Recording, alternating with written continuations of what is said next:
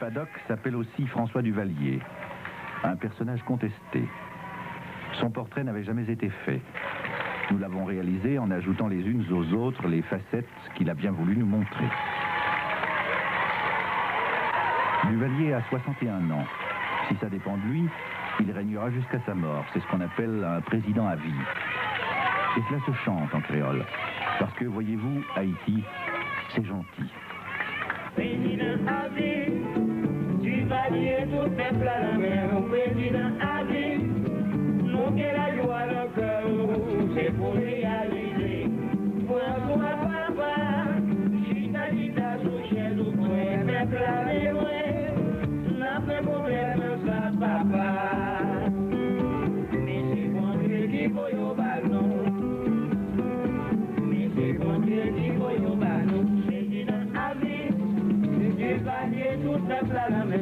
Président à vie, nous qui la joie le cœur, c'est pour réaliser.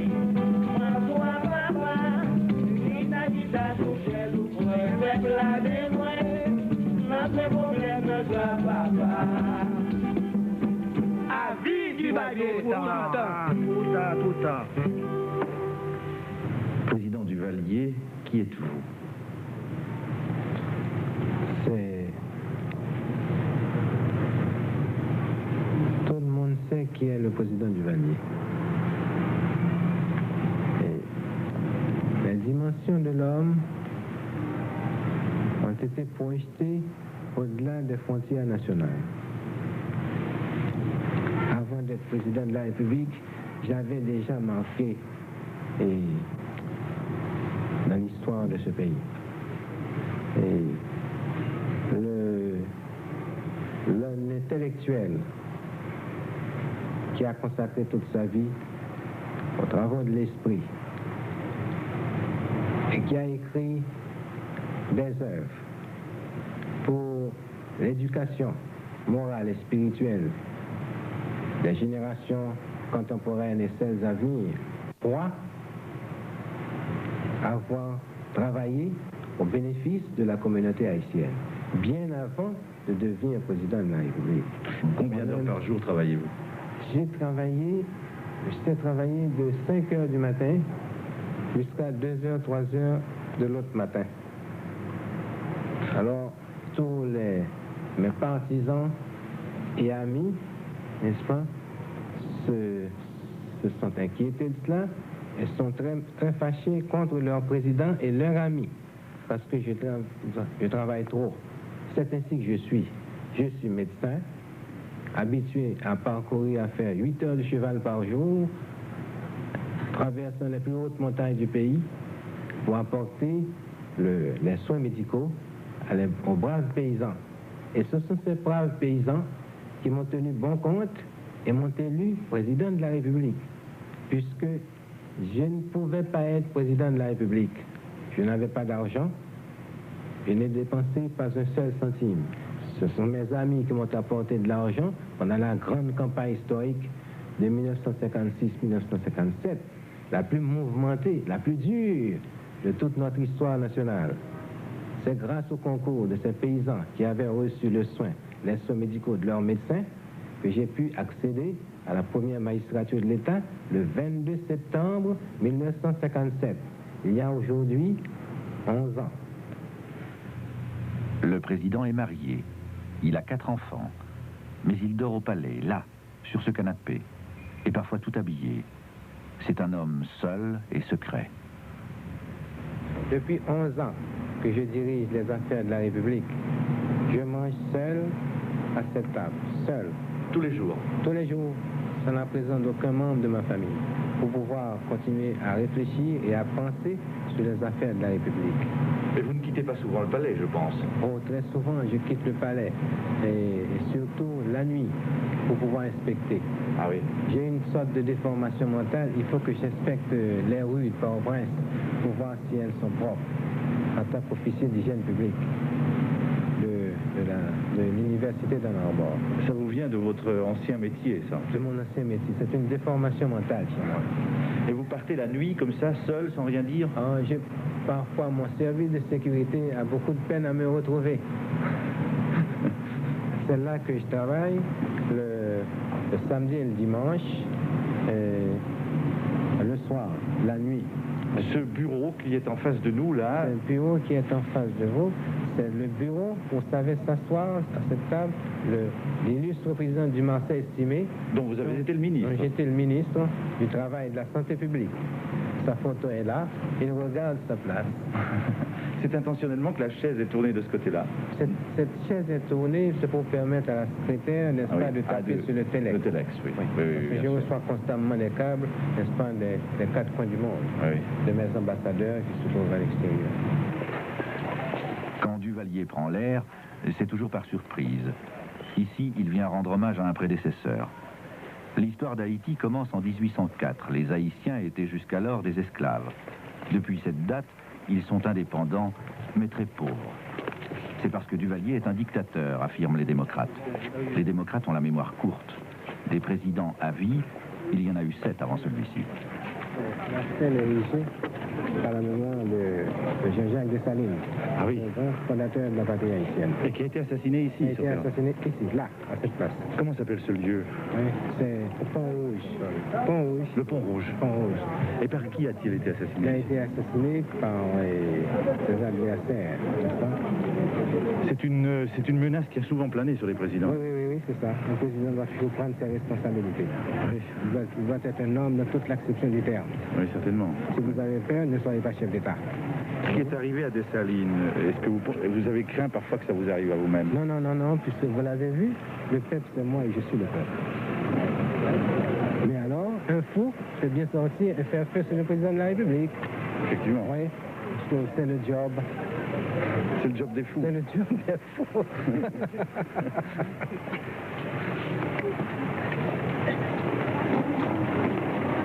C'est pourquoi le colonel lui-même, il s'inquiète quand je me sors du palais national.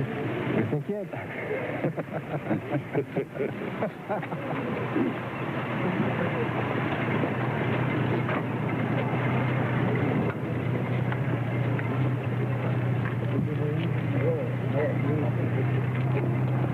S'il n'a pas peur des assassins, il faut tout de même croire qu'il redoute quelque chose. Son palais de Port-au-Prince est une véritable forteresse. Toutes les armes et toutes les munitions du pays s'y trouvent concentrées sur son ordre.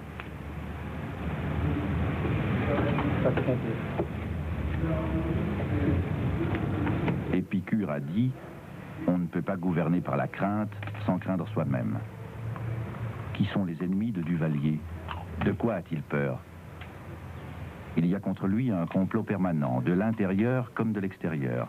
12 fois déjà, les exilés haïtiens ont lancé des commandos de débarquement pour le renverser. Un avion parti de Floride est venu jeter des bombes sur le palais cet été. Elles n'ont pas éclaté. La garde présidentielle n'a rien d'une garde d'honneur, sauf à l'entrée principale.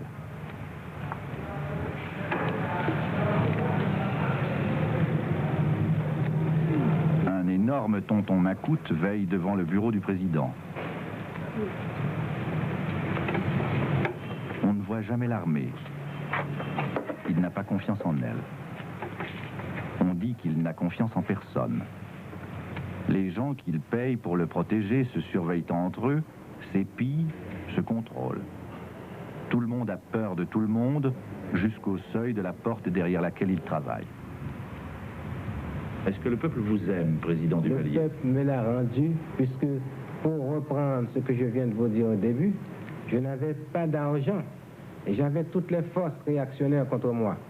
L'armée, le clergé, la haute finance, la bourgeoisie, toutes ces forces qui sont devenues à l'heure actuelle depuis 11 ans des mythes, de par ma façon de gouverner le pays.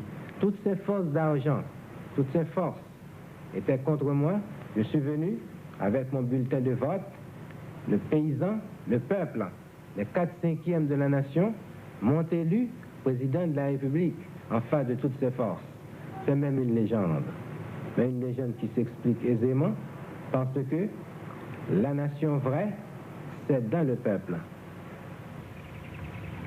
Ce peuple, dont Papadoc dit qu'il est le père, ressemble à un orphelin. Les Haïtiens sont les gens les plus doux de la terre, mais aussi les plus déshérités. Ce qui les fait vivre, c'est le café. Mais peut-on appeler ça vivre?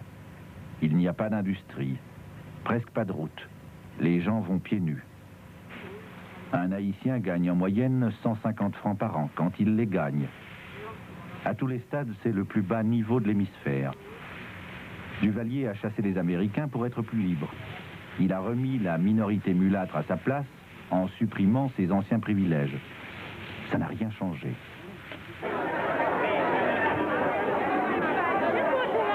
Il n'y a pas de circuits commerciaux. On perd tout son temps dans les marchés locaux pour vendre le peu qu'on produit.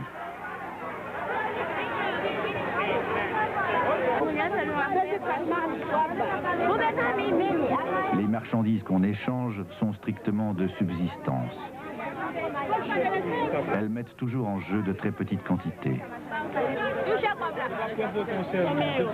Et pendant ce temps, à 1000 années-lumière de là, le doctrinaire Duvalier exprime ses vues sur l'état dont il se dit le rénovateur.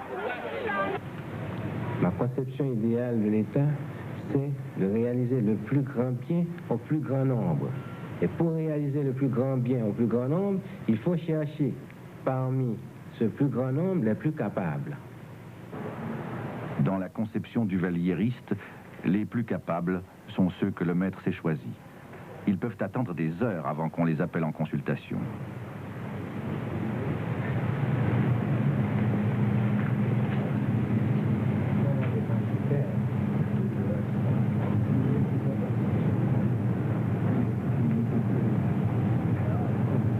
Le gouvernement haïtien compte 13 membres. Aucun n'a rang de ministre. Ses secrétaires d'État sont aux ordres d'un homme qui garde tout pour lui. Nous avons fait l'expérience de sa méthode. Quand Duvalier parle, on l'entend à peine.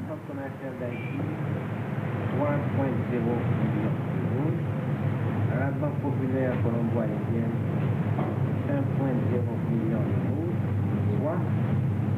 Il faut une concentration exceptionnelle pour arriver à saisir ce qu'il dit. Dans ces conditions, l'échange de vues devient impossible. Et bien heureux l'exécutant qui aura tout compris.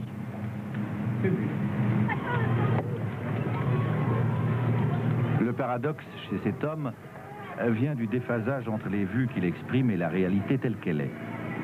D'aucuns l'accusent de tout faire pour freiner le développement de ce pays qu'il connaît pourtant si bien.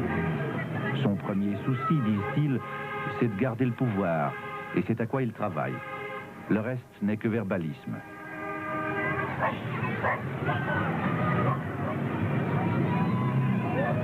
Il y a du vrai dans ce jugement. Tous les dictateurs ne se servent-ils pas de la misère pour justifier leur méthode de gouvernement? Il arrive même qu'ils éprouvent le besoin de montrer cette misère, comme s'ils voulaient dire « Regardez ce qu'il me reste à faire ». Dans le cas particulier, on pourrait comprendre que les choses n'aillent pas vite. Le budget d'Haïti est inférieur à celui d'un canton suisse. Cela n'empêche pas la grandiloquence. C'est ainsi qu'après les taudis, Duvalier nous conviait à voir ses grandes réalisations. Vous voyez ce gros building blanc avec une enseigne rouge. Oui, d'accord, oui, je vois. On appelle ça Centre Saint-François. Ah bon? J'ai construit ça pour les enfants pauvres. C'est sur votre initiative que ça a été fait? Oui, tout ça. Oui. Oui. Même cette avenue où vous êtes en ce moment, on l'appelle avenue Martin Luther King. C'est moi qui ai construit ça. J'ai baptisé ça du nom de ce grand leader noir-là, qui est mort assassiné à Memphis, le 4 avril dernier. Oui. L'aéroport de la capitale représente la seule réalisation du régime en harmonie avec les temps modernes. Il date de l'année dernière. 3 millions de dollars sans aucune aide extérieure. En bonne logique, il porte la marque du maître. Mais cette médaille a son revers. Maintenant, les forces vives de la nation disposent d'un moyen rapide pour aller exercer leur talent ailleurs. C'est encore un des drames de l'ère duvalieriste que de pousser les meilleurs Haïtiens à quitter le pays. Mais où trouvez-vous l'argent pour faire ces constructions? Ah, c'est pourquoi, n'est-ce pas? On ne comprend pas. Nous sommes en train de nous débrouiller nous-mêmes seuls, sans aucune aide extérieure américaine. Ni française d'ailleurs. Ni française, n'est-ce pas? suis français. C'est une énigme. On se demande comment vous faites. Parce qu'il faut administrer. Parce que avant d'être un écrivain, avant d'être un homme politique, je suis d'abord un administrateur. J'ai appris l'administration au contact des Américains, parce que j'ai travaillé pendant de nombreuses années avec eux. Oui, effectivement, dans votre carrière, cela figure. Oui. Et puis, à l'université de Michigan aussi, on m'a appris l'administration. Est-ce que vous formez quelqu'un pour vous succéder? Je forme la jeunesse en ce moment. Il y a des écoles à travers toute la République, des lycées aussi, à travers toute la République. Et pourtant, on dit que le taux d'analphabétisme est très élevé chez vous. C'est parce que avant mon arrivée, c'était très élevé. Depuis mon arrivée, et depuis que j'étais ministre du Travail, j'ai élaboré un programme d'alphabétisation des masses. Devenu président de la République, ce programme a été étendu sur toute la République d'Haïti. Ça s'appelle l'Office national d'action communautaire. Oui. Ça s'appelle l'ONEC. Et quel est actuellement le taux d'analphabétisme dans votre pays? J'ai baissé, c'est à 85%. 85% aujourd'hui, il était parti de 90%. Cela se passait il y a plus de 20 ans. Le voici au ministère de l'Éducation nationale pour une séance de signature. Toutes ces entreprises sont marquées du sceau de la lenteur, parce qu'il tient absolument à tout contrôler lui-même.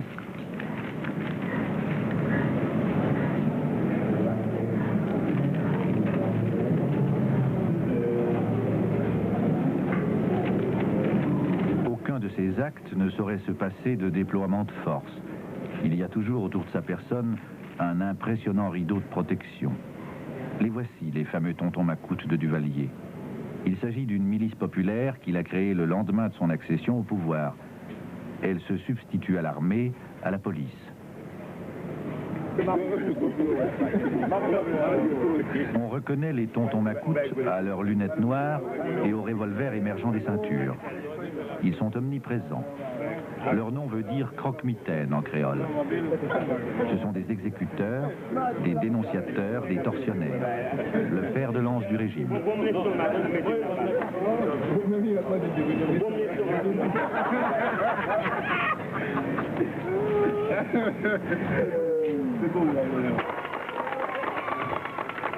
On dit depuis peu que Duvalier aurait enfin compris qu'il doit freiner ses nervis s'il veut éviter de conduire le pays à la ruine totale.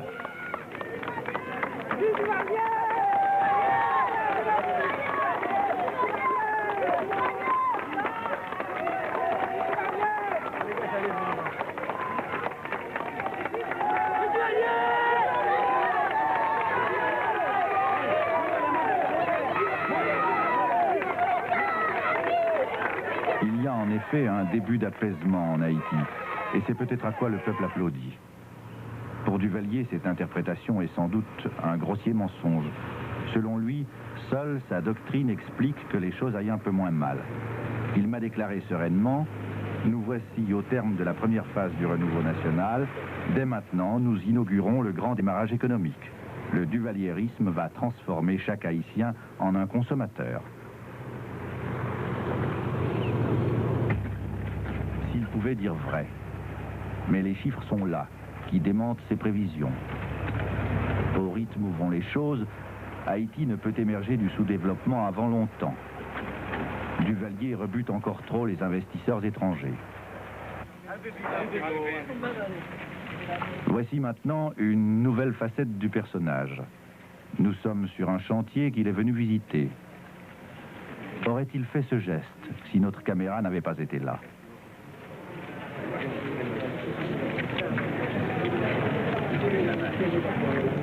Ce n'est pas la paye qu'il distribue, mais un cadeau royal.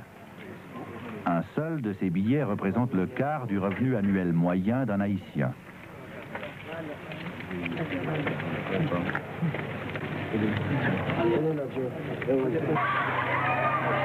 Le reste de la liasse est jeté à la foule.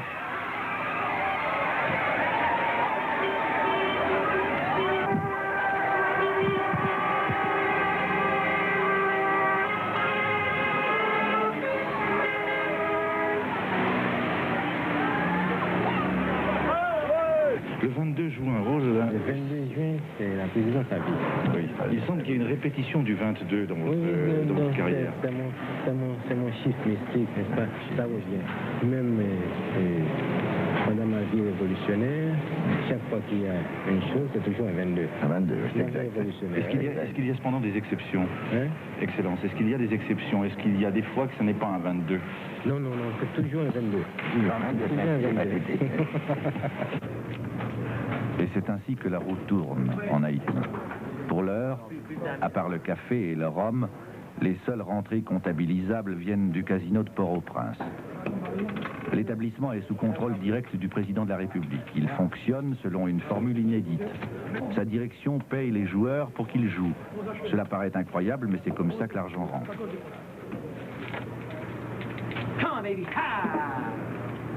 Le casino offre aux joueurs le voyage en avion, 3 jours de vacances au palace, plus $500 en jetons. Tous sont américains. Ils ont des allures de gangsters. Comme les mises sont fortes, elles dépassent toujours les termes du forfait et c'est ce qui fait le bénéfice. Voilà par quoi s'amorce la reprise économique en Haïti. Du coup, Papa Doc est encore plus critiqué à l'étranger. Je pense que on n'a jamais aimé la République d'Haïti. Les critiques formulées contre la République d'Haïti remontent au lendemain même de notre indépendance nationale. Pourquoi? Parce que la question doit être considérée et discutée sous l'angle racial. Parce que nous sommes un peuple noir. Nous sommes le premier peuple noir à conquérir notre indépendance nationale, les armes à la main. Il n'y a pas d'exemple dans le monde de ce genre. Nous avons réalisé une épopée unique. Et la question a pris une ampleur telle parce que ce peuple actuellement est dirigé non point par une doublure, mais par un intellectuel qui connaît les vraies aspirations, les vrais besoins de ce peuple et de cette race. Pour avoir consacré la meilleure portion de son temps à élaborer une doctrine nationale et raciale. Qui est le duvalierisme. Qui est le duvalierisme. C'est-à-dire que le peuple haïtien, l'homme haïtien, va toujours regarder le soleil en face et non point baisser les chines devant n'importe quel citoyen de l'humanité. Il se croit un homme à part entière, à part totale, pour avoir réalisé une épopée la plus belle, la plus émouvante après la Révolution française.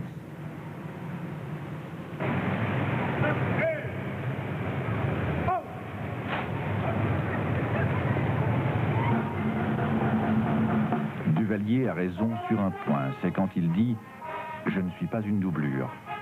On peut le croire. Rien en lui ne rappelle la soumission de ses prédécesseurs. Il a compris ce qu'aucun d'eux n'avait même entrevu, à savoir qu'il fallait créer en Haïti une conscience nationale avant toute autre chose. Si Duvalier la fonde sur le nègre, comme il dit, c'est que le nègre représente plus de 90% de la nation et qu'il n'a jamais eu sa chance.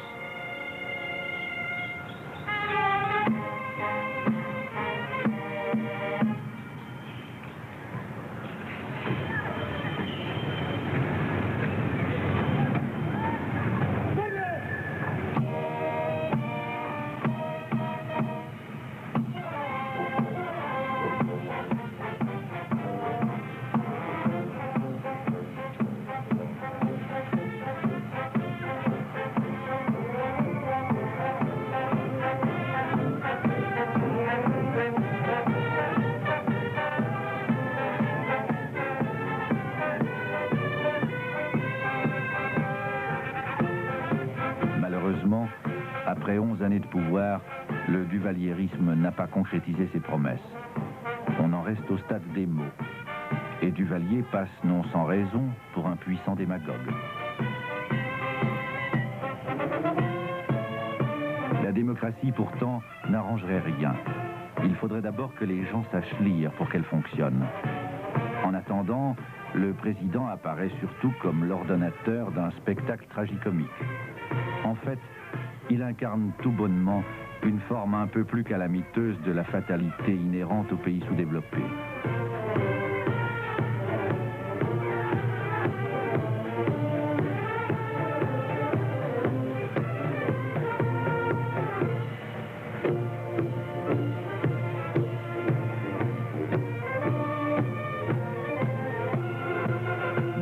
malheureux pays, la politique est le seul moyen de la réussite personnelle. Voilà pourquoi les 100 000 opposants condamnés à l'exil par le régime sont tous plus ou moins candidats à la présidence, et si possible, à vie.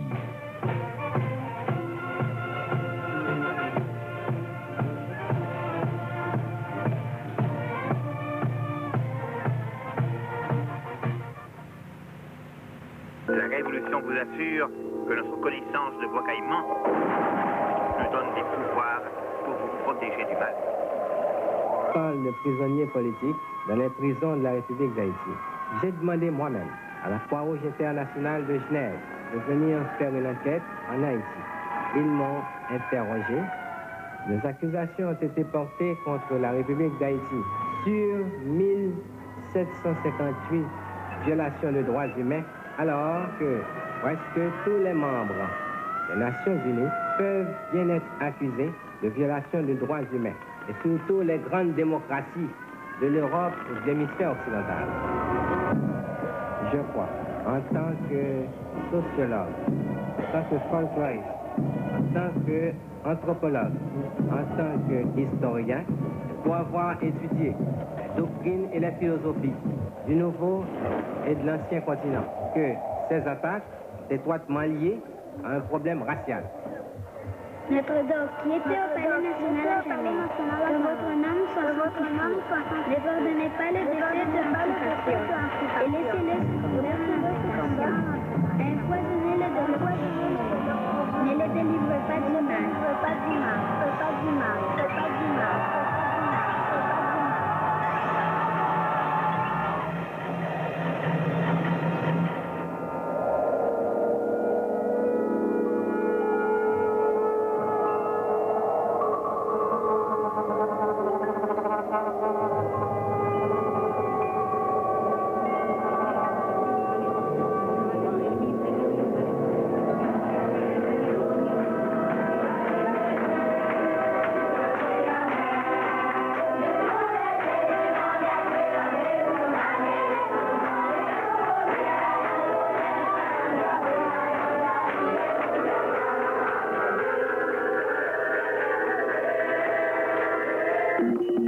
Les sources du palais ont confirmé que la conversation de Papadoc avec les têtes décapitées de ses traîtres a été convaincante.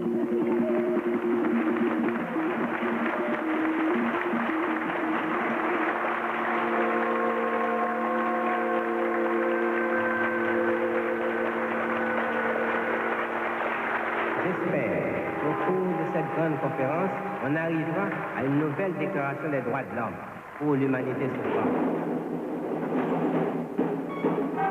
Working with the American mission, Duvalier came back with the knowledge that the belief goes along with the behavior of the people.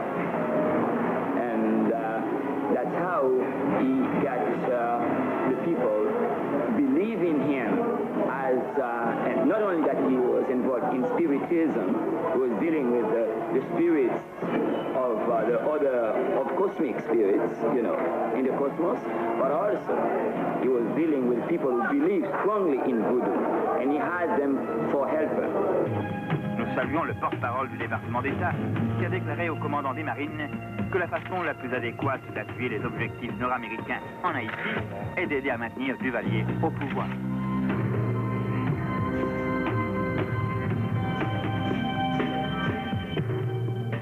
There is no danger because everything is under control under my leadership. In order to stop any invasion, I have an outstanding police outside of this country. I know everything in Europe, in the USA, in the Latin American countries. But I do not have enough money to pay to the members of the secret police. C'est parce qu'il a demandé des prêts pour le travail révolutionnaire de Papadoc que l'ambassadeur américain est devenu Marcus d'honneur. Even in the States, you have the secret police, you have the CIA, and several others. Nobody can know. But here in Haiti, the secret police is carried out by the whole nation. Trust me.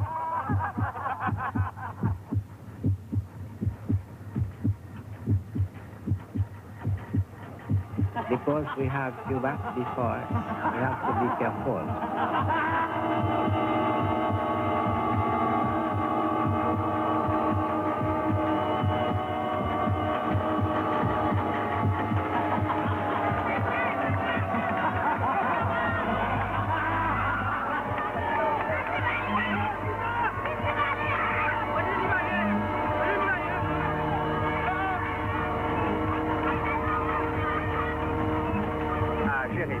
Village infecté de guérilleros, les forces du gouvernement fusillé 300 civils. Mademoiselle Sansaric a pleuré, mais le capitaine Borges lui a séché les larmes avec sa cigarette allumée. Et il a ensuite mutilé le corps de la rebelle, âgée de 4 ans.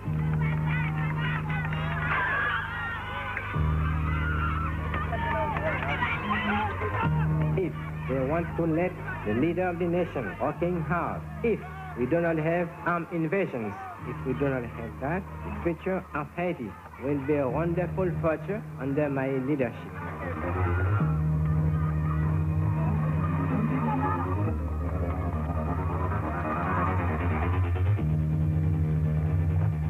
Monsieur Graham Greene, on a parlé de Tonton Macoute, son livre qui n'a pas de valeur, appelé Les Comédiens.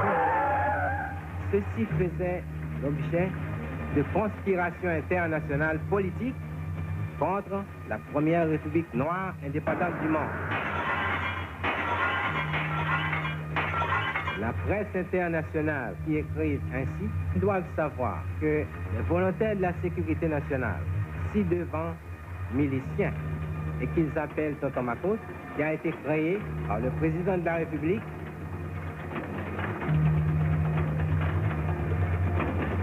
ce corps est un corps national et populaire.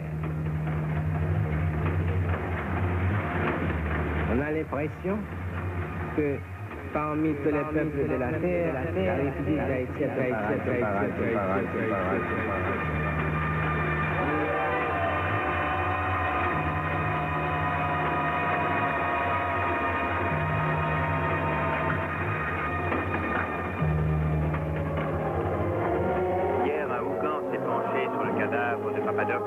pour transférer son esprit à Babidoc, ce dernier poursuive sa mission.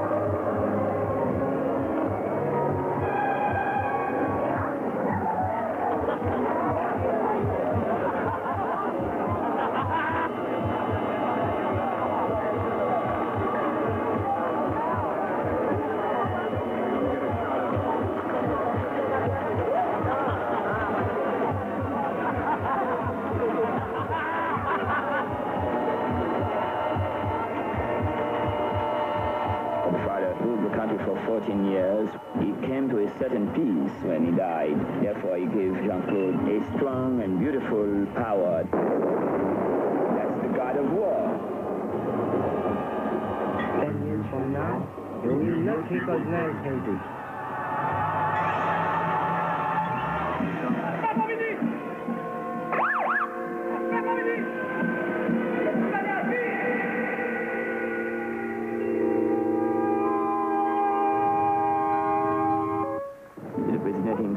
Declared to me that he's a liberal, that he wants the people to feel free and happy.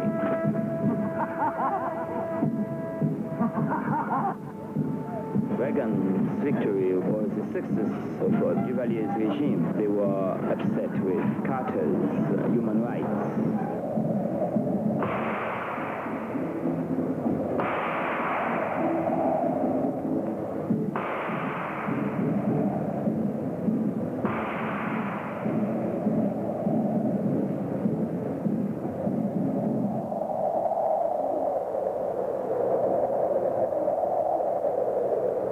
Hommage au Ougan Macoute qui a enseveli un taureau vivant pour faire mourir Carter. the Son of God, has the faculty of moving around to ride you like a horse and to come and ride in your head. Les Ougans font revivre notre Papadoc. Je suis le moulin qui broiera l'opposition. Mes ennemis ne peuvent me reprocher qu'un crime, celui d'aimer trop mon peuple.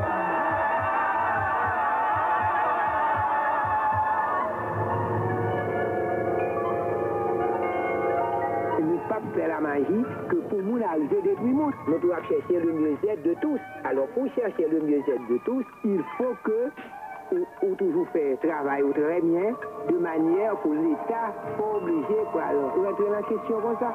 Parce que depuis rentrer dans la question comme ça, parce qu'il y a une sorcellerie et que nous toujours à éviter, et ces sorcelleries-là même nous combattre.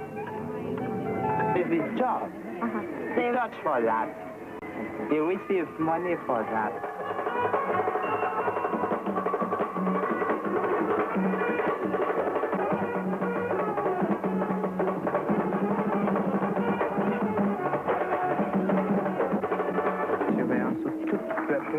Oui, parce que lui-même, c'est lui-même qui peut délivrer le roi dans des certaines circonstances. Le développement, l'élévation continue, le niveau de vie matériel et spirituel, demande de la société haïtienne, le respect intégral, l'application systématique des droits de l'homme, des libertés citoyennes.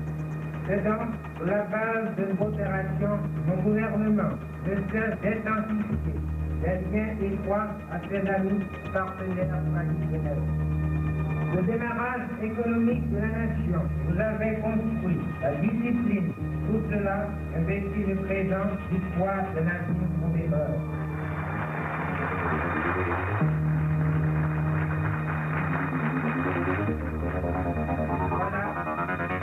L'objectif de la politique démocratisation pour laquelle se bat la révolution au pouvoir, 15 jours d'asseoir définitivement en vue de rester fidèle à l'esprit de dévouement, à l'idéal de justice.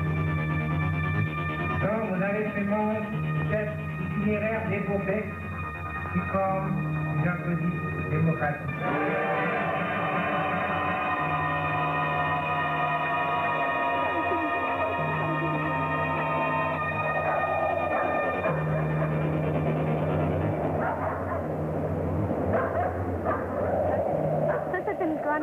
The government claimed that I was trying to overthrow the government. So they arrested me and I spent 6 years in jail, 6 years in Fort Dimanche.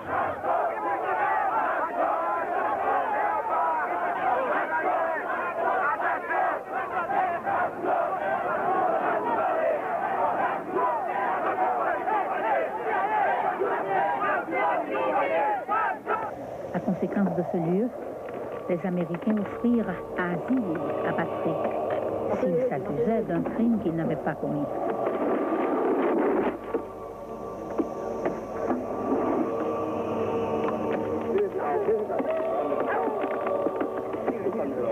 Mais quand il se souvint de ses compagnons de prison qui devaient encore ramasser leur diarrhée avec leurs propres mains et étaient violés au fer chaud, il refusa.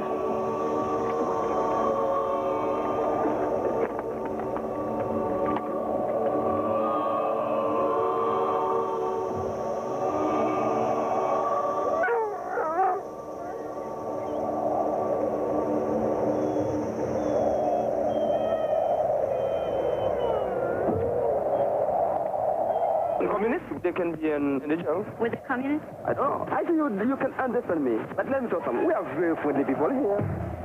We don't no crime here. I think you know that. I think you know that.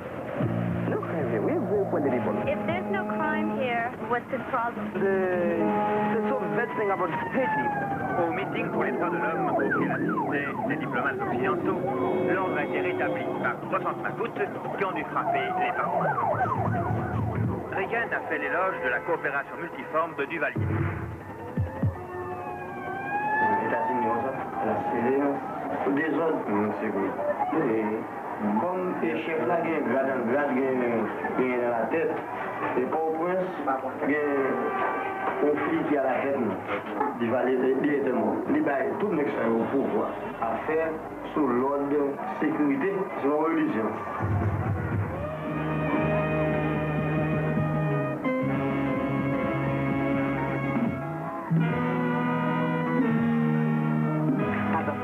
Aux États-Unis, c'est pas le président qui met magie.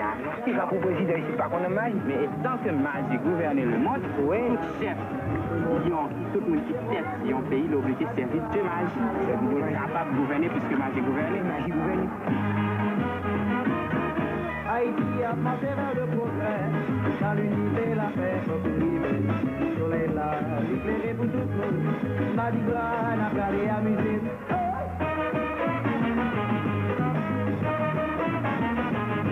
Reagan a promis des crédits militaires s'élevant à 499 millions de dollars. Haïtiens, Haïtiennes, mes chers concitoyens, la révolution commence. La liberté de l'homme au travail, son espoir d'améliorer les conditions de son existence, exige l'attention soit portée aux problèmes urgents et des rapports entre le patronat et les forces salariales. Les champs d'une plantation de propriété américaine ont été brûlés par des travailleurs mécontents. Non. Cuba, les people from...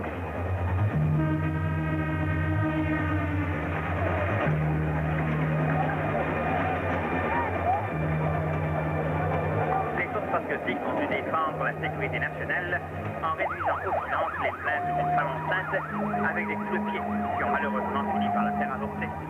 Dans la rue, les citoyens sont priés de venir éloigner des voisins qui doivent être pacifiés.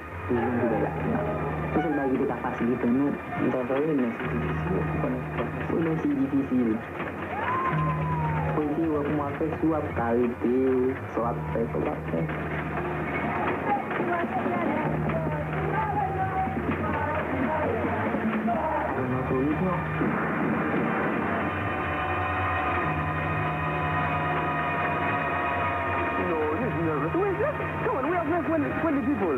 You see, whenever they're going to say this is not my coat. With your eyes, and you see that man. Be serious.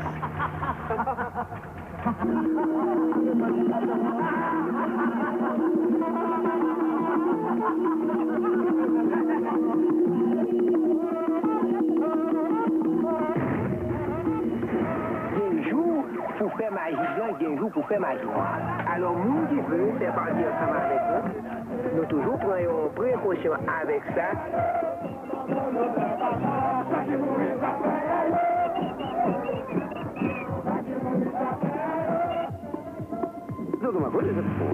We are friendly people. But one thing we don't like, when you go back to the United States or to...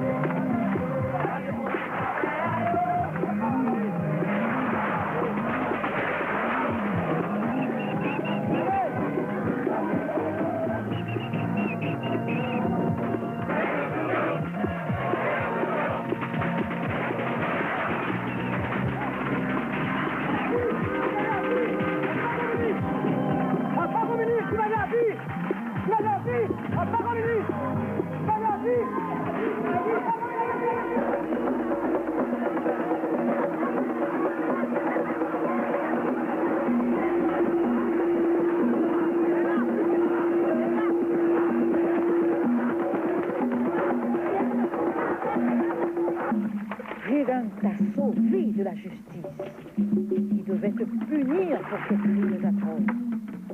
Mais nous ne te laisserons plus, ni toi, ni tes macoutes, nous torturer, ni nous voler notre pain et notre terre. Eh bien, ça, il y a des jours, il n'est pas vrai. Il y a des jours, il peut arriver, il y a des jours, il ne peut pas arriver du tout sur l'illusion.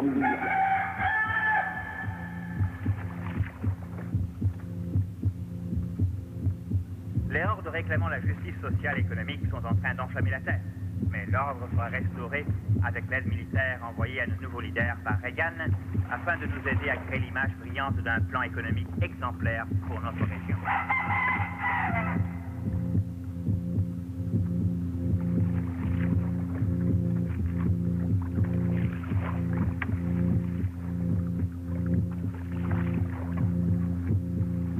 président nous a pensé bien au pays.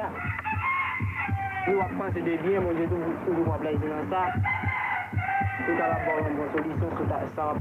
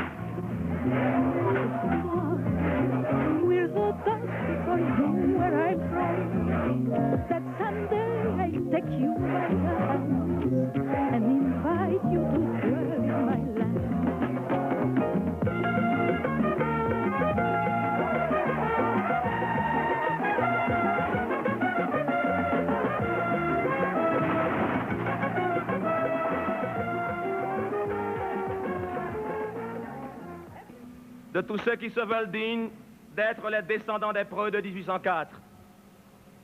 À vous donc qui avez établi les stratégies de cette révolution, à vous qui en assurez la marche triomphale avec tant de maîtrise, à vous, Monsieur le Président à vie de la République, revient le droit de faire le point de la conjoncture et de dégager aujourd'hui les perspectives d'avenir du développement haïtien.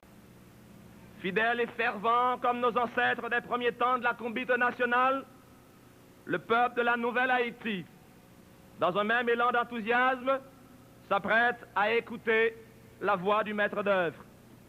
Aussi, votre Excellence voudra-t-elle bien me permettre de la prier de prendre place au microphone? Je l'en remercie.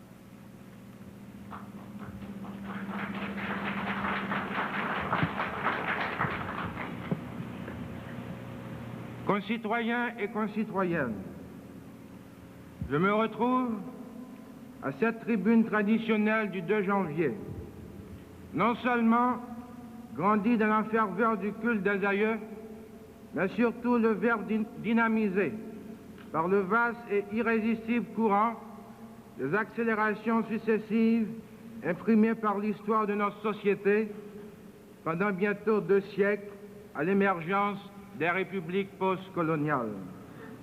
Je me retrouve et je vous retrouve la flamme revivifiée au souffle des héros d'une des plus grandes entreprises universelles de la liberté, géants qui propagèrent le génie libérateur de 1804 en faveur des majorités du Nouveau Monde contre la citadelle d'oppression.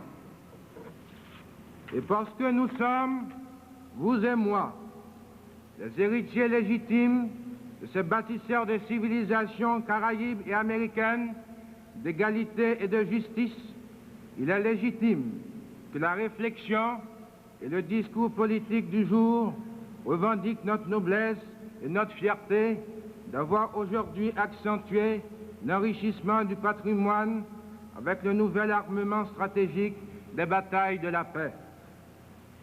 Le développement, comme vous le savez, constitue le champ opérationnel de ces combats. Les meneurs successifs de l'après 1804, confrontés à l'urgence des reconversions du contrat social nouveau, formulé par la révolution politique de notre indépendance nationale, auront parcouru une longue marche entrecoupée de ruptures douloureuses. Nous avons reçu de leur quête d'équilibre entre des classes déterminées par la stratification saint-domingoise, cette admirable plateforme aménagée par le leader de 1957, mon illustre prédécesseur et père, le docteur François Duvalier.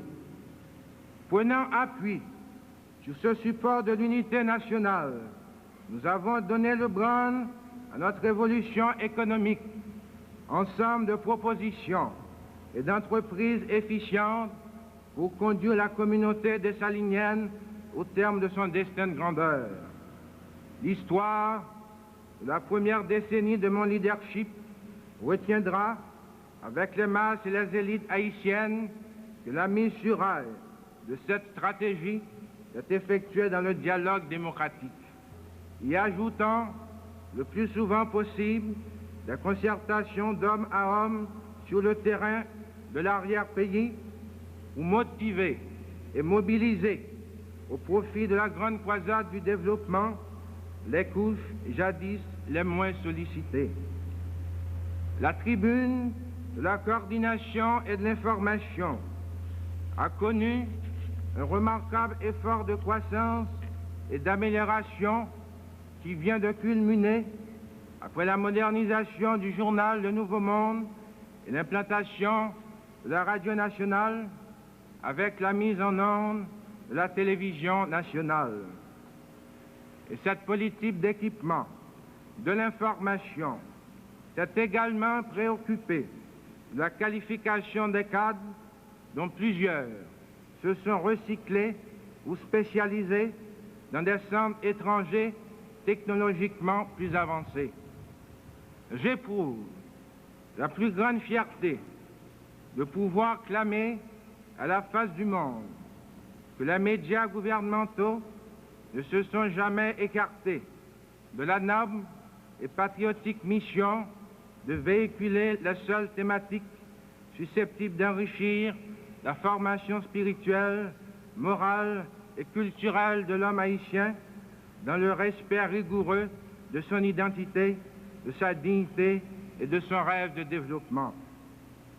Je me suis même volontairement dépouillé de toute tendance monopoliste, qui se fut d'ailleurs irréfutablement justifiée dans la suprématie des intérêts de la révolution économique pour ouvrir un espace libéral à la circulation de l'information et de l'opinion.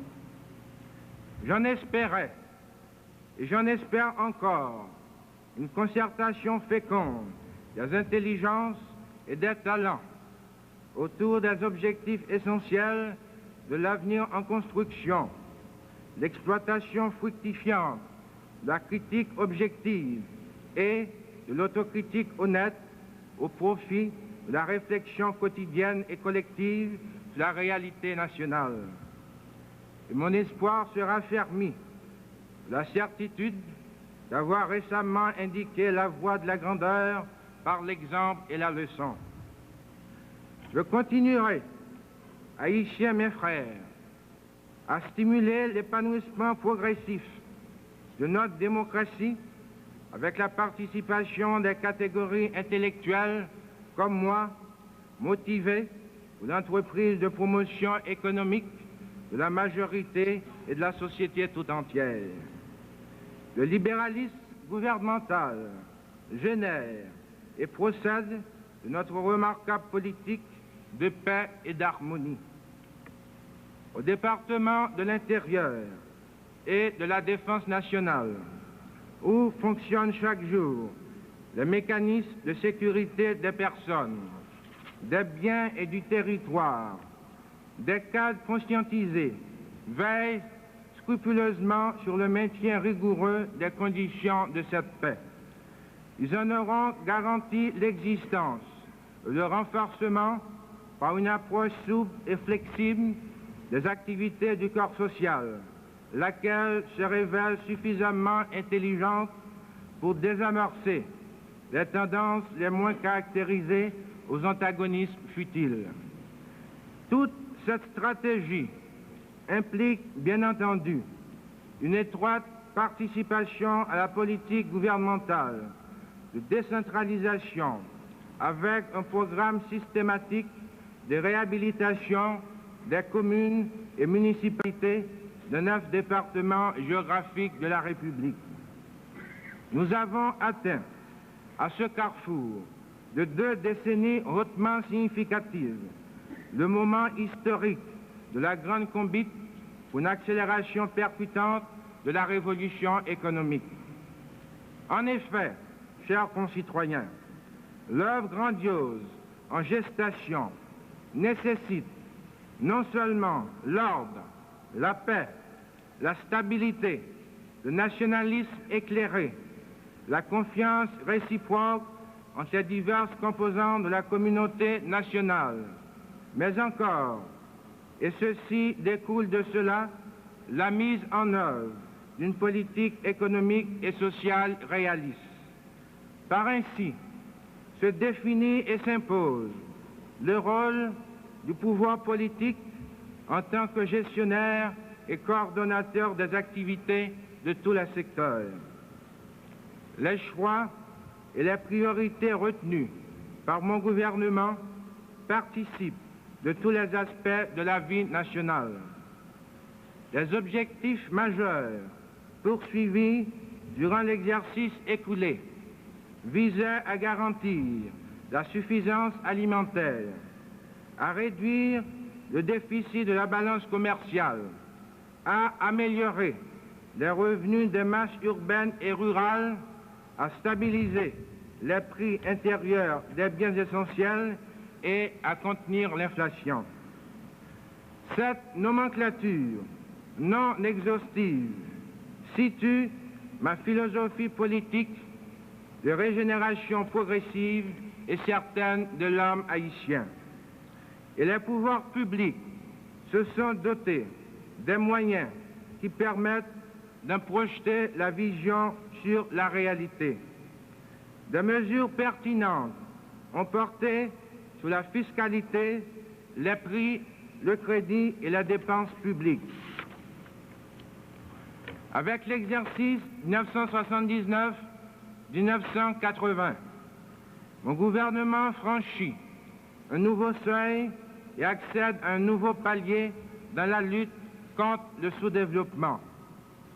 Donnant suite aux engagements souscrits aux assises de la commission mixte tenue à Washington en août 1979, l'État haïtien a centralisé en un compte unique dénommé Trésor public toutes ses recettes fiscales dont la perception désormais est exclusivement confiée aux 2 administrations suivantes, l'administration générale des douanes et l'administration générale des contributions.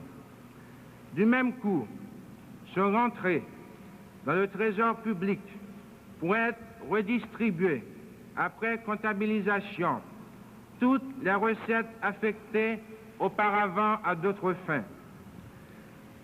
C'est à partir de cette décision que l'Office du budget a établi le budget global qui embrasse pour la première fois la totalité des ressources de l'État et prend en charge l'approvisionnement de tous les organismes publics par des allocations budgétisées. Cette réforme profonde est engagée en vue d'arriver à une présentation du budget national nouvelle tant dans ses éléments essentiels que dans sa structure même. D'un montant global de 192 millions de gourdes pour l'exercice fiscal 1958-1959, le budget national est passé à un montant d'1,7 milliard de gourdes pour l'exercice en cours. Cette performance révélatrice s'explique en particulier par l'application des mesures adoptées par mon gouvernement dans le cadre de la réforme fiscale et budgétaire.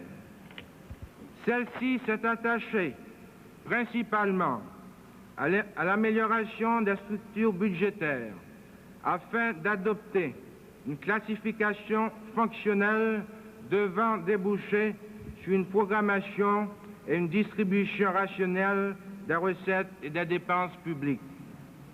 Ce réaménagement positif des structures doit conduire nécessairement à une meilleure coordination des tâches, la planification globale du développement national et la consolidation des comptes gouvernementaux, créant ainsi un cadre plus conforme à une gestion efficiente du secteur public. Notre politique fiscale s'est engagée, d'une part, dans le contrôle rigoureux de la perception des recettes afin d'éliminer la fraude ou l'évasion, d'autre part, dans l'expertise systématique des franchises douanières consenties par l'État aux investisseurs industriels, et elles s'orientent de plus en plus vers la justice fiscale.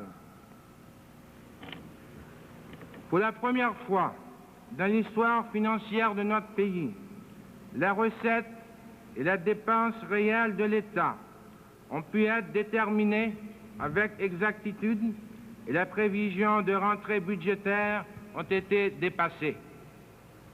Ce bilan positif de croissance illustre ma politique d'équilibre dynamique entre les secteurs de l'économie nationale. Mon gouvernement a dû intervenir de plus en plus souvent afin de fixer les prix de certains produits de première nécessité et de certains services qui, laissés au libre jeu de l'offre et de la demande, se seraient trouvés très vite hors de portée des catégories sociales à bas revenus. Dans les prochains mois, l'action du département du commerce et de l'industrie s'accentuera sur une révision de la législation sur les prix en coordonnant les divers textes actuels concernant la matière et en les adaptant aux nécessités du moment. La détermination de marges bénéficiaires pour les principaux produits de première nécessité et les services essentiels.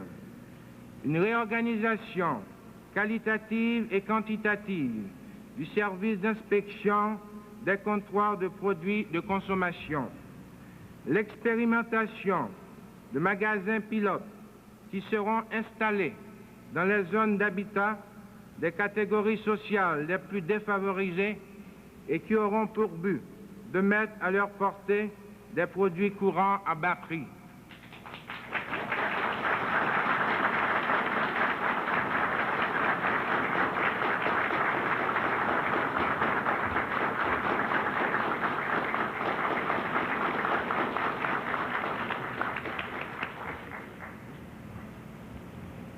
Il importe de signaler que ma politique de lutte contre l'inflation et de stabilisation des prix va utiliser de plus en plus largement l'instrument tarifaire qui consiste à proposer à l'autorité financière la réduction des taxes sur les produits de première nécessité et à compenser la baisse de recettes subséquentes par l'aggravation de la fiscalité pour les produits de luxe ou non essentiels.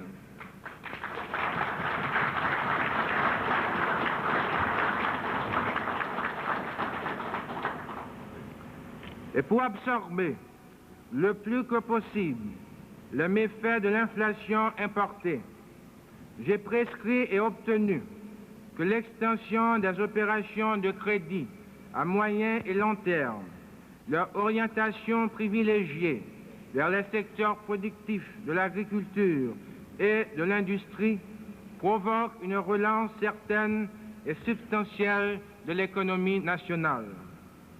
Dans cette ligne d'action, l'effort conjugué du département du commerce et de l'IDAI visera également la distribution du crédit aux petites et moyennes entreprises.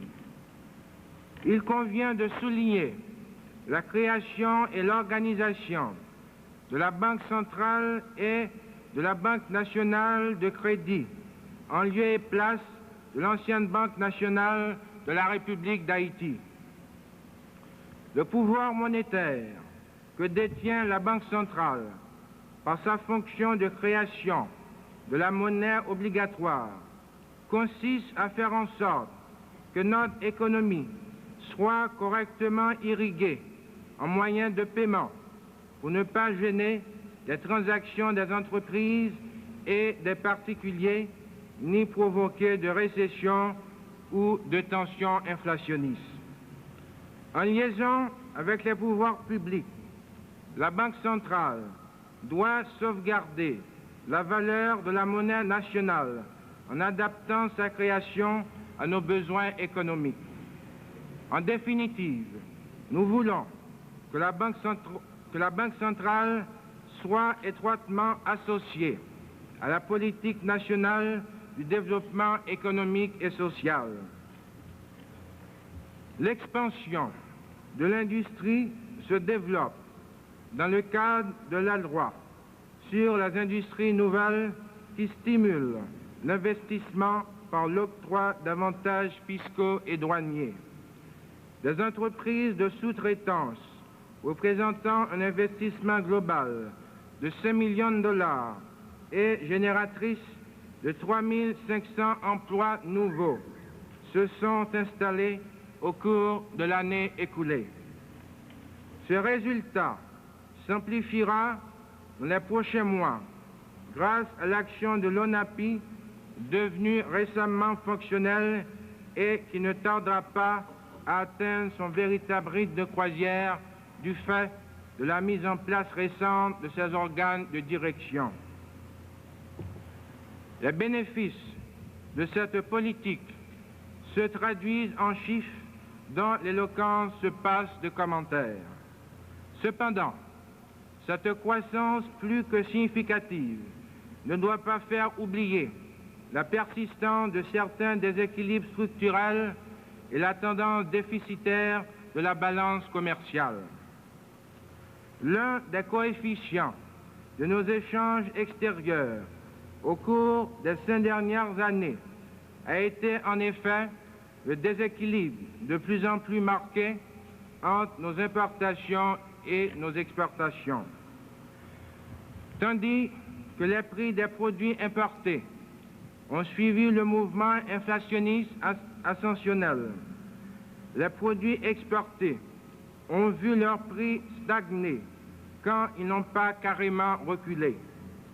Pour pallier à ce déséquilibre, un service de promotion des exportations a été créé au sein de la direction du commerce extérieur du département du commerce et de l'industrie et s'assigne comme tâche essentielle la recherche de débouchés nouveaux pour nos produits, accompagnés d'une incitation à l'amélioration de la qualité des produits extérieurs. L'action de mon gouvernement se veut coordonnée pour un développement socio-économique intégral de l'homme haïtien. C'est pourquoi, peuple haïtien, convaincu que la poursuite d'un développement industriel efficace ne peut se réaliser en ordre dispersé, je recherche avant tout une meilleure coordination entre les autres organismes publics. C'est dans cet esprit que le département du commerce et de l'industrie travaille conjointement avec l'Institut de développement agricole et industriel en coopération avec l'ONUDI en vue de la réalisation d'un complexe textile intégré dans le plateau central, plus précisément à Thomonde. L'exécution de ce programme devrait susciter 3 000 emplois directs et indirects. D'autre part, en conformité des directives contenues dans le plan d'action immédiate, le département du commerce et de l'industrie favorise hautement la création d'une fédération des industriels haïtiens organisée à partir de branches d'activités spécialisées, de même qu'il travaille actuellement à la mise en place d'un système de concertation permanente avec les industriels afin d'examiner avec eux les questions spécifiques de leur branche et envisager les solutions les plus adéquates.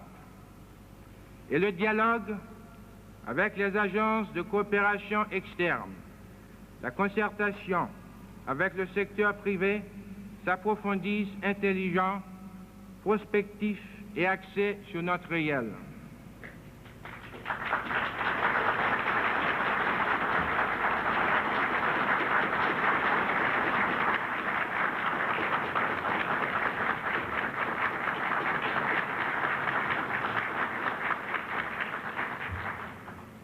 Engagé dans un processus de développement dynamique et pour prévenir toute cause de freinage, notre économie doit être soutenue par des services collectifs nombreux, importants, efficaces. Aussi, l'État prend-il de plus en plus en charge les secteurs de grande utilité nationale, comme en témoigne le niveau des investissements publics durant l'exercice écoulé. Investissement s'élevant à plus de 620 millions de gouttes courantes d'origine interne et externe. Le secteur des infrastructures routières s'est enrichi des réalisations suivantes. Poursuite de la construction de la phase 2 de la route du Sud, Vieux-Bourg-d'Aquin-Les Cailles, aux constructions de routes asphaltées de deuxième classe dans la plaine du Nord, réhabilitation de routes secondaires agricoles, Saint-Raphaël, Pignon, Grande-Rivière du Nord, Baron, Les Cailles, Campérin et Carrefour Tomaso, aux constructions de routes de desserte dans l'aire de l'ODN. Parallèlement, se sont effectués les travaux d'entretien des deux principaux axes routiers et de certains tronçons de routes départementales, notamment Mirebalais-La Chapelle et Mirebalais-Thomonde. Le transport maritime a élargi son champ d'activité.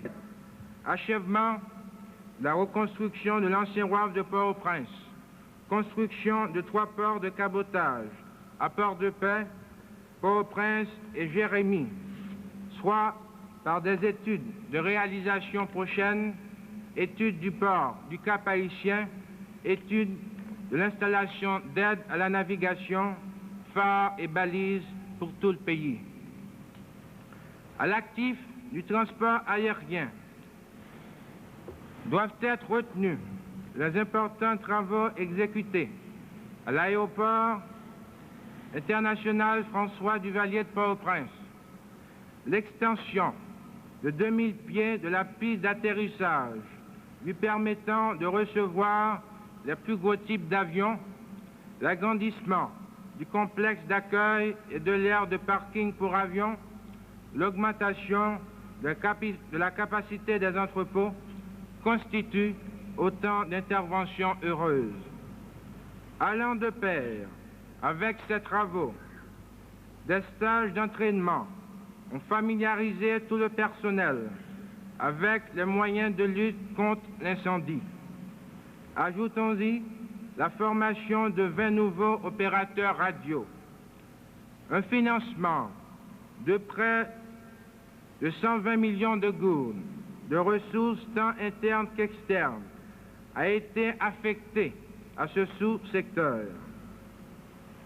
L'achèvement et la mise en opération de la centrale hydroélectrique Jean-Claude Duvalier de Drouet ont augmenté le potentiel énergétique des villes de Saint-Marc et d'Agonaïves, électrifié les bourgs de Pont-Sondé, Pont-Lester et une bonne partie de la plaine de l'Artibonite.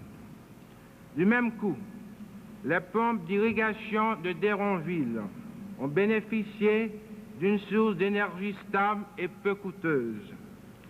D'autres villes ont été dotées d'installations thermiques de génération du courant électrique. Citons Gangoise, Marfranc, Ouanamètre, Saint-Louis-du-Nord. Les investissements consentis à ce sous-secteur ont atteint un montant de plus de 40 millions de gourdes, dont 22 en ressources nationales et 18 en aide étrangère. Les structures de télécommunications, facteurs importants du développement, ont été renforcées de façon appréciable. La CAMEP, de son côté, a réalisé des travaux d'envergure pour augmenter la quantité d'eau potable disponible et en assurer une meilleure distribution dans la capitale. Un grand dossier d'études et de projets figure au canevas de travail du département des travaux publics pour les mois à venir. Il couvre entre autres, le drainage de Port-au-Prince, la construction du boulevard de la Saline, l'érection du marché de la Croix des Beaux-Salles et l'asphaltage des rues dans certaines agglomérations urbaines de province.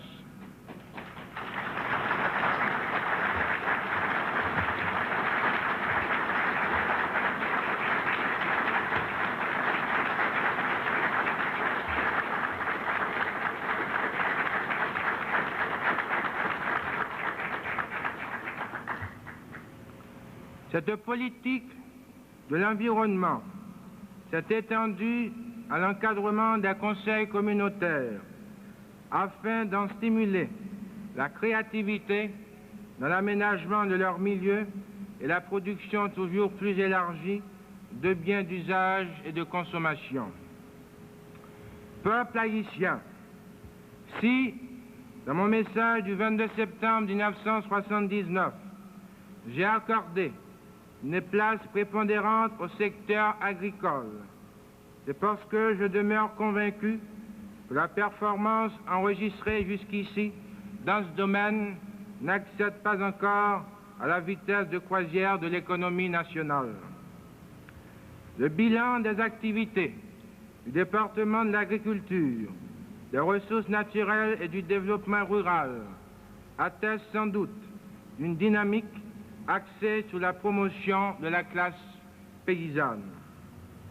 Néanmoins, le mouvement coopératif et l'action communautaire, base sur laquelle doit s'ériger l'édifice d'une agriculture capable d'être réconciliée avec les objectifs de promotion économique et sociale du paysan haïtien, mérite une plus grande attention.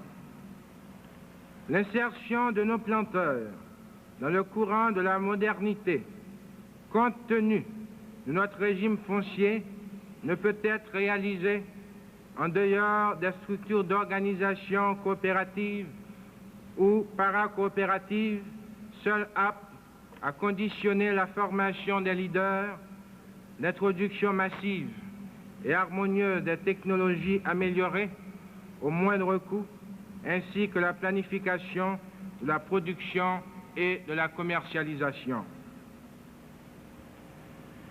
C'est pourquoi j'ai instruit le titulaire du département de l'agriculture, des ressources naturelles et du développement rural d'entreprendre des démarches urgentes destinées à relancer le mouvement coopératif. Il va de soi que la refonte du cadre institutionnel de ce ministère est un préalable à nos ambitions. Tout en satisfaisant les légitimes aspirations des populations concernées. Cette stratégie devra se conformer aux exigences de l'accélération du développement agricole et de la croissance économique. Les 1410 hectares irrigués, les plantations de 600 hectares de café, de 250 de cacao, les 600 croisements de bovins enregistrés, les 123 hectares de terres reboisées, les 110 600 mètres de canaux contours, les 25 000 poussins mis à la disposition des petits éleveurs, le million d'alevins distribués à travers le réseau de bassins piscicoles, les quelques 3 millions de gourdes investis à partir du Bureau de crédit agricole, l'assistance à 186 conseils communautaires, la formation de 130 leaders paysans qui ont également diffusé de nouvelles connaissances à quelques 3 680 exploitants agricoles, sans oublier l'excellent programme permanent de production vivrière constitue certes un actif au crédit du département de l'agriculture, des ressources naturelles et du développement rural. Toutefois, il convient de souligner que même à ce rythme, la croissance de notre production agricole ne nous permettra pas d'atteindre nos objectifs alimentaires ni de résoudre nos problèmes de développement qui, à long terme, risquent de s'amplifier. Mon plan d'action immédiate dans le secteur agricole vise donc l'augmentation globale des denrées alimentaires, celle des revenus des agriculteurs et la relance de l'emploi dans le monde rural, ce qui enrichira la diète alimentaire du peuple haïtien tout entier. Je m'en voudrais pourtant de ne pas faire ressortir que les perspectives d'avenir de notre agriculture s'annoncent des plus prometteuses. Notre optimisme puise sa raison d'être dans la nouvelle stratégie élaborée. J'ai instruit le responsable du département de l'agriculture d'étudier la mise en valeur des hautes terres déclivées afin d'élever le niveau de vie de leurs habitants tout en protégeant nos ressources en sol. Dans un futur pas trop lointain, l'effort gouvernemental dans le domaine de la recherche appliquée obtiendra pour nos techniciens la possibilité de mieux cerner la réalité multiforme de notre agriculture qui cherche encore sa voie à travers cette large gamme de paramètres bioécologiques d'un territoire caractérisé par de fortes pentes, un climat erratique et une insuffisance des eaux de surface.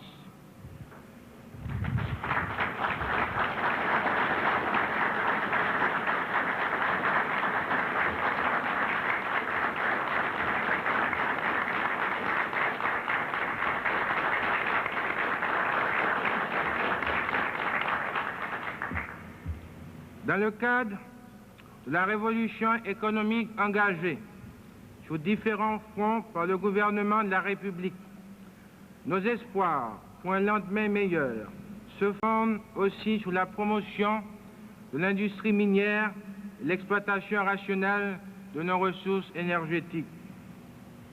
En exécution de la politique prévue pour le secteur minier, il a été entrepris une campagne très poussée de reconnaissance et de prospection générale à l'échelle du pays. De même, des dispositions ont été adoptées pour stimuler les investissements tant nationaux qu'étrangers. Au cours de l'année 1979, face à l'aggravation de la crise énergétique mondiale, des efforts particuliers ont dû être consentis dans la recherche et le développement des sources non conventionnelles d'énergie telles la géothermie, la bioénergie, l'énergie solaire. un accord a été signé avec l'Organisation latino-américaine de l'énergie pour la participation de notre pays à des travaux régionaux de reconnaissance géothermique. La première phase de ces travaux, commencée en juillet dernier, a déjà abouti à des résultats encourageants quant à l'existence en Haïti d'un potentiel géothermique à moyenne et basse enthalpie. Un autre accord avec la République fédérale d'Allemagne nous permettra, à partir de janvier de la présente année, de commencer les forages en vue de préciser le tonnage du gisement de lignite de Maïssad, estimé en fonction des travaux de prospection préliminaires à environ 40 millions de tonnes. Les recherches au laboratoire du département des mines et des ressources énergétiques se sont intensifiées pour la mise au point d'un combustible artificiel de substitution au charbon de bois et au bois utilisé comme combustible dans la petite et moyenne industrie. En ce qui a trait à l'énergie solaire, les techniciens du département des mines et des ressources énergétiques ont conçu et réalisé un séchoir solaire parallèlement à l'expérimentation des fours, chauffe-eau et distillateurs solaires fabriqués en Afrique. Dans le domaine de la recherche pétrolière, les techniciens haïtiens et étrangers se sont astreints à l'analyse et à l'interprétation des données de prospection et de forage recueillies au cours de la première phase des recherches préparatoires à une nouvelle campagne de prospection géophysique dans la partie centrale du pays. Ces travaux seront menés par la Anschutz Overseas Corporation, avec laquelle un contrat pétrolier a été signé, faisant suite à la forclusion de celui qu'il y a l'État haïtien à la compagnie IDECA qui n'a pas pu honorer ses engagements contractuels. Pour les minéraux métalliques, la prospection générale de la partie nord du pays a été achevée. Les travaux d'évaluation des gîtes de Douvray et Blondin au sud de Terrier-Rouge, de même que les chantiers de Montorganisé et de Vallière, opérationnels depuis un an, se sont poursuivis suivant le calendrier prévu. Plus de 5000 mètres de forage ont été réalisés et les échantillons recueillis sont analysés au laboratoire du département des mines et des ressources énergétiques. Un nouvel objectif, or, cuivre, argent, a été mis en évidence du côté de la Grande Rivière du Nord sur la base des données géophysiques et géochimiques. 550 000 tonnes longues de minerais secs de bauxite ont été exportées du port de Miragoâne. La prospection de la bauxite en dehors de Miragoâne se poursuit en tenant compte des possibilités de son utilisation à des fins non métalliques. En ce qui concerne les minéraux non métalliques, l'accent a été mis sur la reconnaissance des indices d'argile, de sable siliceux et de japs. Les travaux d'évaluation des indices de sable bitumeux de la Grand'Anse ont commencé au mois d'octobre 1979 par une reconnaissance géologique de surface et le percement d'une route d'accès au site. Après 2 années de prospection, les premières carrières de marbre ont été ouvertes dans la région des Gonaïves. Dans un effort conjoint du secteur public et du secteur privé, l'installation d'ateliers de traitement actuellement en cours permettra la commercialisation du produit fini dans un avenir très proche. L'éclosion de cette nouvelle industrie apparaît comme un symbole de la collaboration entre le gouvernement et le secteur privé national dans la lutte contre le sous-développement.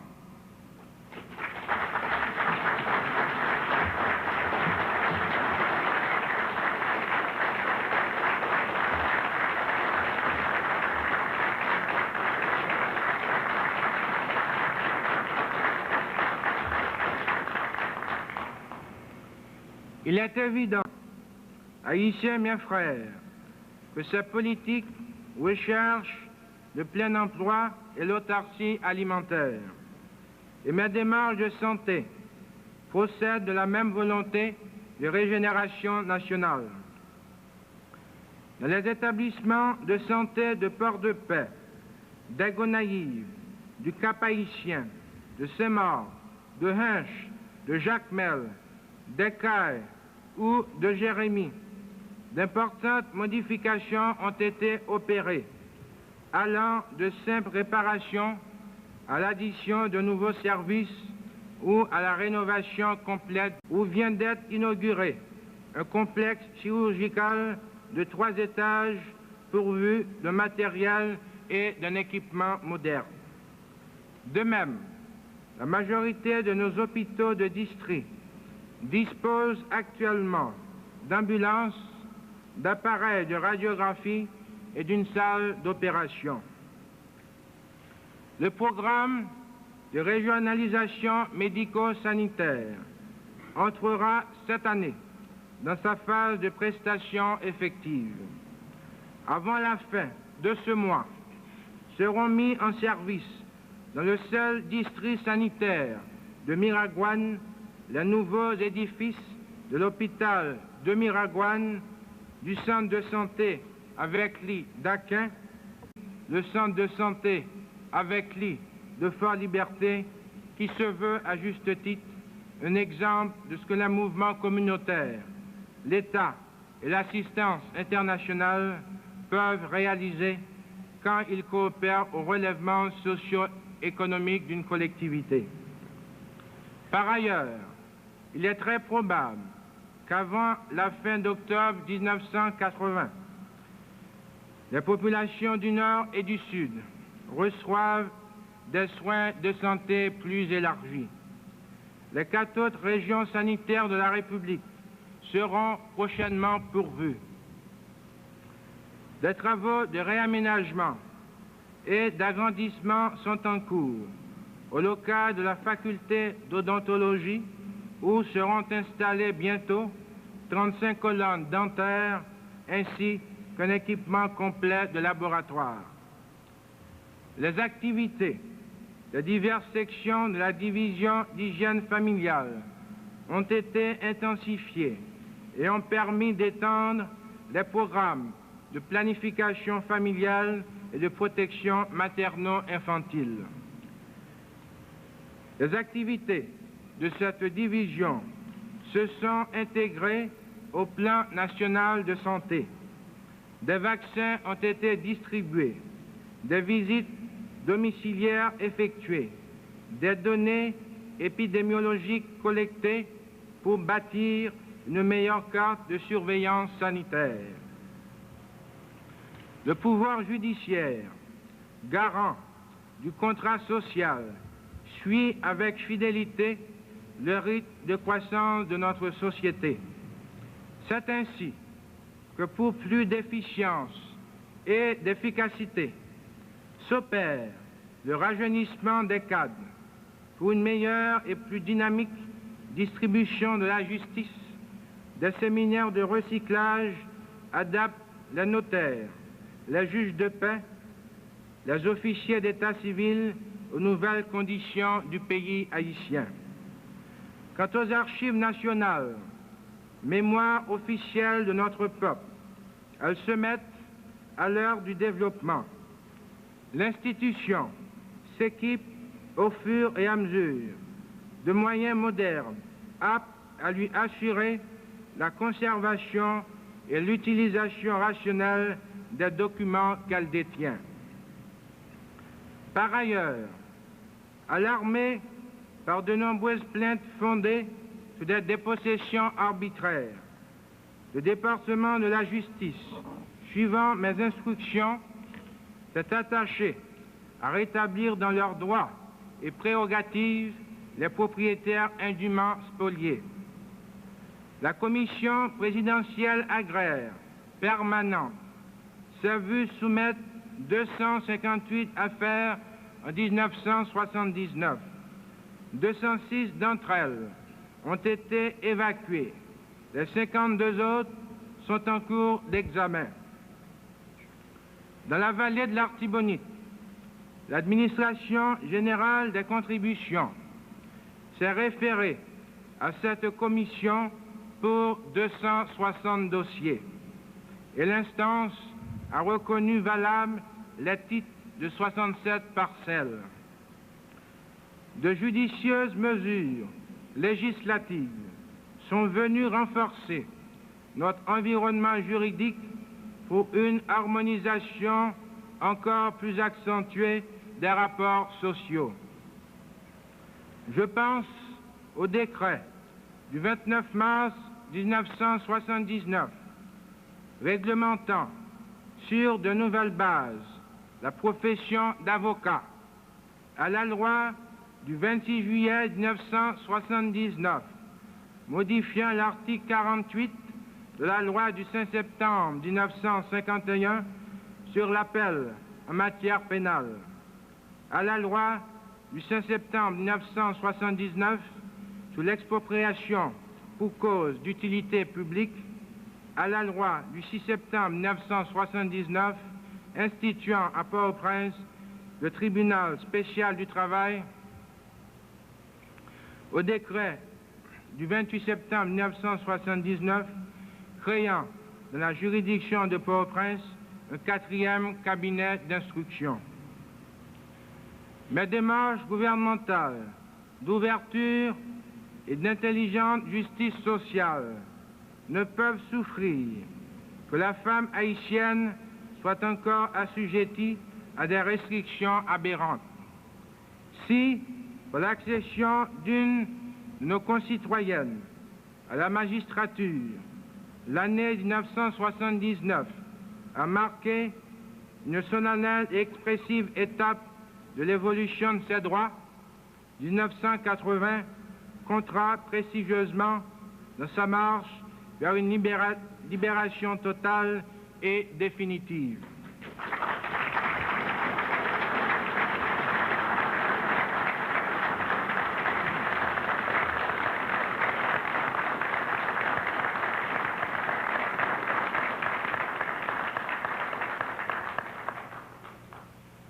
La commission de refonte des codes haïtiens travaille à des projets de loi tendant à changer et à améliorer le statut légal de la femme haïtienne. L'an dont nous sommes au 2e jour accélérera la réalisation de l'Institut des hautes études juridiques et de la Chambre des notaires d'Haïti. Les lois organiques y relatives seront bientôt élaborées. Dans mon optique de justice et de promotion, j'ai confié au ministère des Affaires sociales la mission de défendre ma stratégie du développement économique et social, de défendre les intérêts sociaux des travailleurs et de poursuivre les objectifs d'emploi de mon programme de gouvernement. Ma politique tend vers la modernisation des structures et des fonctions humaines de l'administration publique du travail, la mobilisation des ressources humaines et la participation systématique des divers groupes d'intérêt dans la formulation, l'élaboration et l'exécution des décisions en faveur de la productivité et du bien-être généralisé.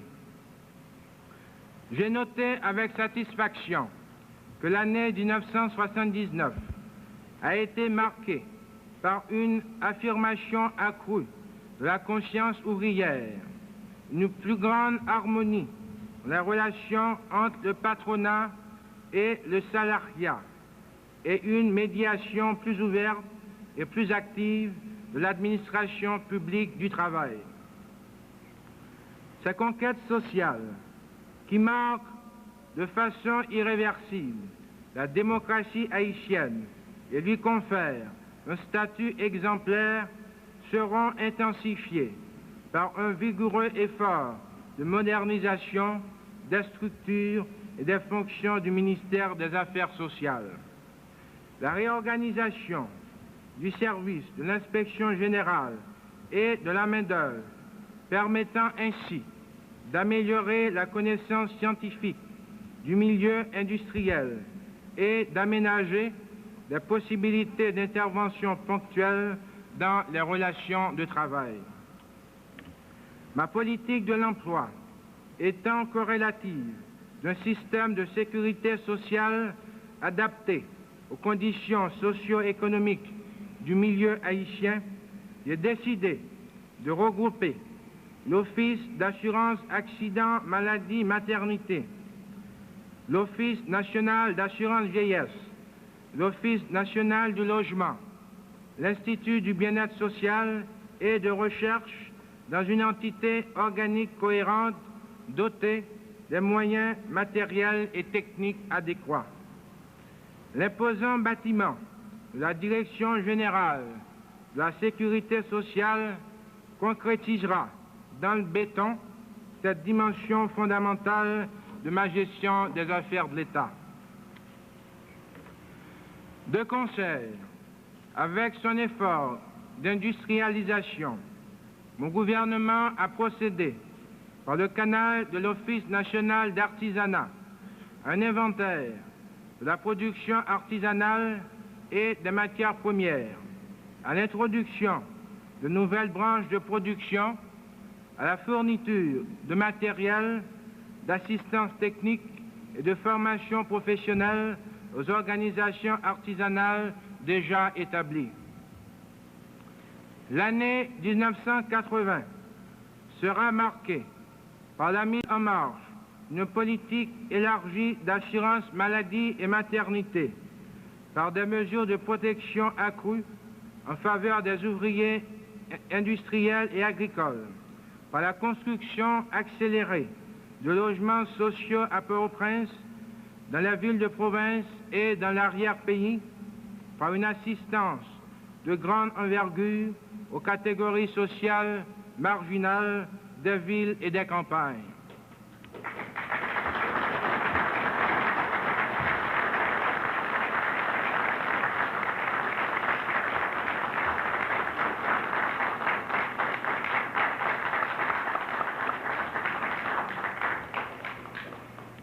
Je ne cesserai, dans le présent et dans l'avenir, d'insister sur l'importance que revêt pour ma révolution économique une politique sociale d'avant-garde soucieuse de l'affirmation de notre identité culturelle et génératrice d'innovation technologique.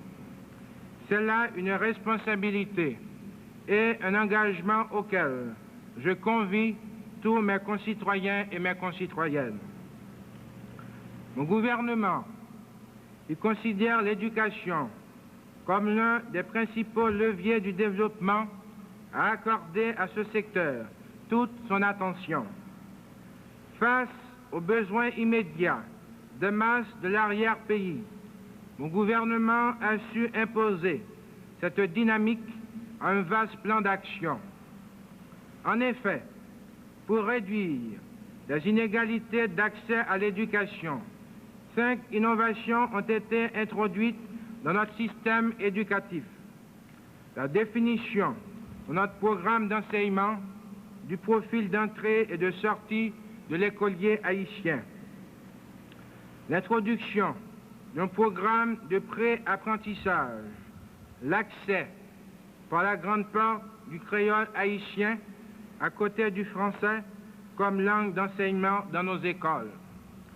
La suppression des examens officiels du certificat d'études primaires. Les augmentations de l'ordre de plus de 60% accordées aux instituteurs et qui élèvent leur salaire de base de 300 à 500 gourdes. Peuple haïtien, je prends plaisir à souligner également que pour la première fois dans l'histoire de notre pays, le budget de l'éducation dépasse celui de la défense.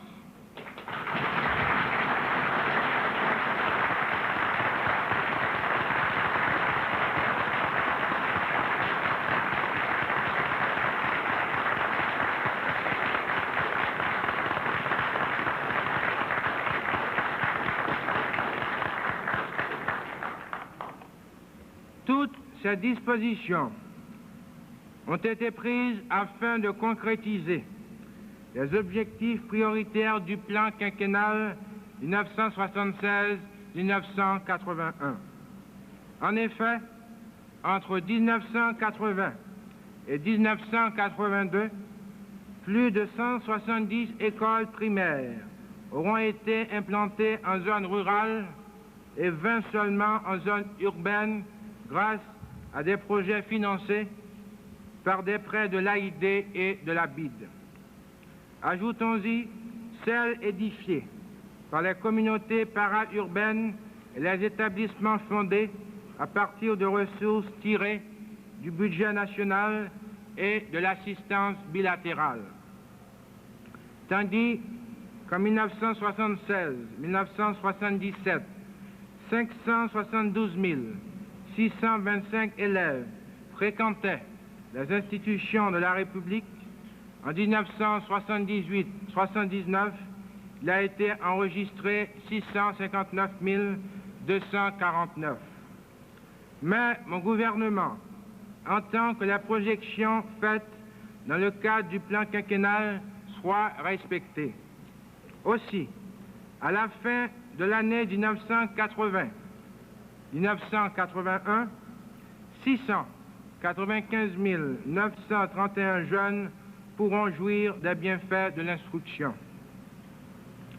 À partir du nouvel organigramme voté par l'Assemblée nationale en septembre dernier, j'ai doté les responsables de l'éducation de moyens susceptibles d'assurer un meilleur fonctionnement du système et de tout mettre en œuvre pour faciliter l'accès de nos écoles entre 1980 et 1990 à 9% d'enfants de plus chaque année et en 1990 et l'an 2000 à 7,5% d'enfants de plus. Actuellement, plus de milliers de jeunes d'âge scolaire suivent le soir des cours d'alphabétisation, se familiarisent avec le développement communautaire, écoutent les émissions de la radio éducative et reçoivent une formation dans les techniques artisanales. 5000 enseignants des secteurs publics et privés sont préparés en vue de l'application du nouveau programme.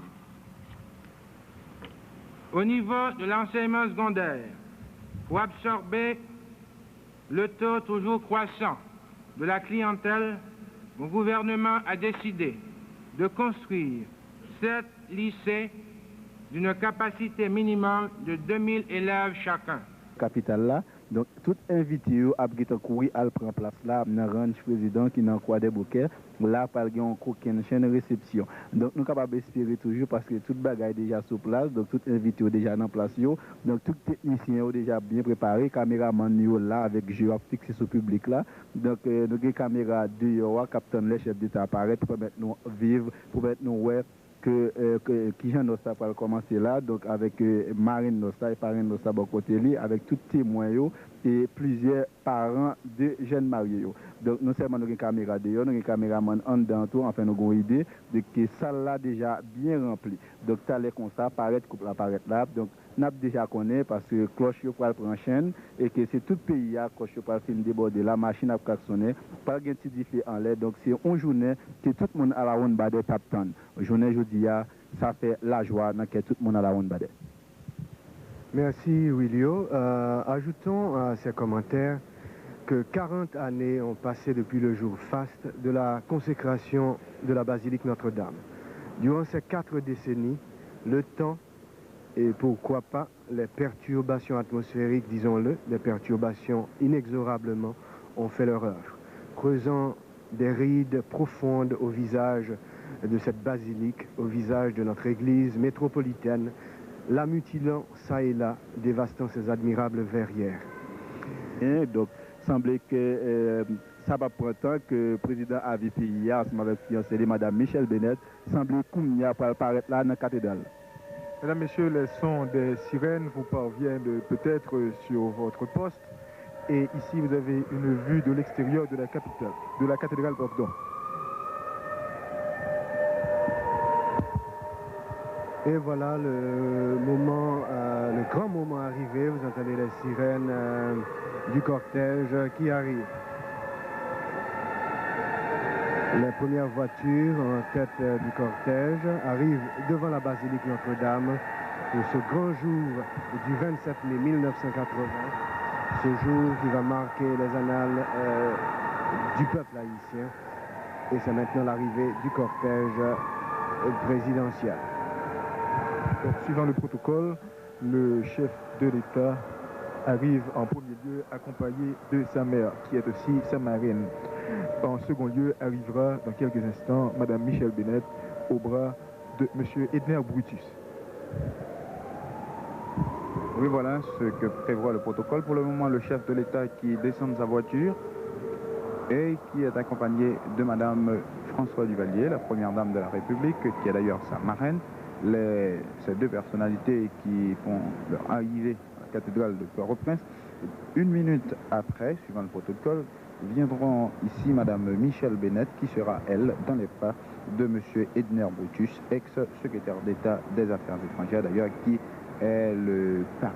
Le chef de l'État et la première dame de la République viennent donc renforcer le groupe composant déjà le cortège nuptial qui se trouvait à l'extérieur de l'église sous la grande voûte mise en place, la grande coupole qui a été instaurée juste en avant de la cathédrale afin d'apporter. Voilà donc cette minute est écoulée. Voilà donc Madame Michel Bennett qui descend pour le moment de sa voiture et qui est accompagné de l'ex-chancelier M. Edner Brutus.